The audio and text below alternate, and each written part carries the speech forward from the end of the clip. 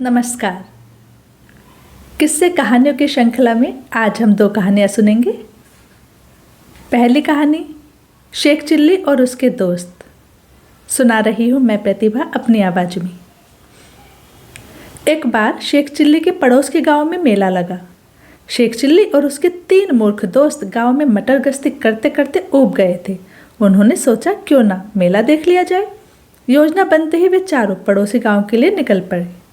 रास्ते में एक नदी पड़ी जिसे उन्हें तैरकर पार करना था। चारों इस बात को लेकर भयभीत थे कि कोई नदी में डूब गया तो क्या होगा, लेकिन हिम्मत करके वे सब नदी में उतर गए और नदी पार कर ली। नदी पार करने के बाद शेख चिल्ली बोला, दोस्तों हम चारों सही सलामत नदी पार कर गए या नहीं, ये देखने के लिए मैं सबके सिरों को गिनता हूँ। शेख चिल्ली ने तीनों दोस्तों के सिर गिने, 1 2 3, लेकिन अपना सिर गिनना भूल गया। कायदे से 4 सिर होने चाहिए थे, लेकिन 3 सिर गिनकर शेख चिल्ली रोते हुए बोला, ये तो 3 ही सिर हुए, हम में से कोई एक नदी में डूब गया है। ऐसा कैसे हो सकता है, मैं गिनता हूँ। एक दोस्त ने सिर गिनना शुरू किया, 1 2 3। वह भी अपना सिर गिनना भूल गया और रोने लगा, कोई डूब गया है, कोई डूब गया है। अब दूसरे दोस्त ने सिरों की गिनती शुरू की, 1 2 3। वह भी अपना सिर गिनना भूलकर रोने लगा। वैसा ही तीसरे दोस्त ने किया। अब शेख चिल्ली और उसके सारे दोस्तों ने रोते हुए तय किया कि गांव वापस चलते हैं। हम चारों में से कोई एक नदी में डूब गया है, अब घर चलकर बताना पड़ेगा। चारों रोते हुए घर पहुंचे। शेख चिल्ली की माँ ने उन्हें जब रोते हुए देखा तो पूछा, क्या हो गया, क्यों रो रहे हो तुम सब। शेख चिल्ली ने रोते रोते सारी बात बताई। तब उसकी माँ शेख चिल्ली के सिर पर चपत लगाकर बोली, 1। फिर 1 1 कर तीनों दोस्तों के सिर पर चपत लगाकर बोली, 2 3 4। 4 सिर होने पर शेख चिल्ली और उसके मूर्ख दोस्तों ने रोना बंद कर दिया। दूसरी कहानी का नाम है लंबी दाढ़ी वाले बेवकूफ़ होते हैं। शेख चिल्ली को अपनी 1 फुट लंबी दाढ़ी पर बड़ा गुमान था। वह उसका खास ख्याल रखा करता था।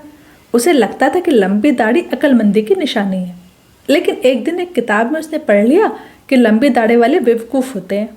इस वाक्य का उस पर इतना गहरा असर हुआ कि उसने अपनी दाढ़ी से निजात पाने का इरादा कर लिया ताकि लोग उसे बेवकूफ़ ना समझे। किताब एक ओर रखकर वह कैंची ढूंढने में लग गया। घर की हर जगह उसने कैंची ढूंढी, लेकिन हाय रे खराब किस्मत कि उसे कैंची मिली ही नहीं। अब वो क्या करे, उसे तो किसी भी सूरत में दाढ़ी से निजात पाना था। वह अपना दिमाग दौड़ाने लगा। तभी उसकी नज़र घर के एक कोने में रखे दीपक पर पड़ी। दीपक को देखते ही उसके दिमाग में एक आइडिया आया, क्यों ना मैं दीपक की लो से आधी दाढ़ी जला लूं, बची हुई बाद में मुंडवा लूँगा। यह ख्याल आते ही उसने दीपक जलाया और एक हाथ से अपनी दाढ़ी पकड़कर उसे दीपक की लो के पास ले गया। दाढ़ी ने तुरंत आग पकड़ ली। आग की तपिश जब उसके चेहरे को झुलसाने लगी तो वह झटपटाने लगा। आनन फानन में दीपक को फेंक कर वह गुसल खाने की ओर भागा और पानी से भरी बाल्टी में अपना सिर डुबो दिया। आग बुझी तब कहीं जाकर उसकी जान में जान आई। गुसल खाने से बाहर आकर वह सोचने लगा, किताब में बिल्कुल ठीक लिखा है, लंबी दाढ़ी वाले बेवकूफ़ होते हैं। शेख चिल्ली की ऐसी ही मज़ेदार और हल्की फुल्की कहानियाँ सुनने के लिए चैनल को प्लीज़ सब्सक्राइब ज़रूर करें, लाइक शेयर और कमेंट भी ज़रूर करें। चैनल पर और भी कहानियाँ हैं जिनमें मुंशी प्रेमचंद की कहानियाँ, सुभद्रा कुमारी चौहान की कहानियाँ, मन्नू भंडारी की कहानियाँ और बेताल पच्चीसी, तेनालीराम की कहानियाँ, ये सभी कहानियाँ आपको ज़रूर पसंद आएंगी। एक बार चैनल को विजिट ज़रूर करें। धन्यवाद।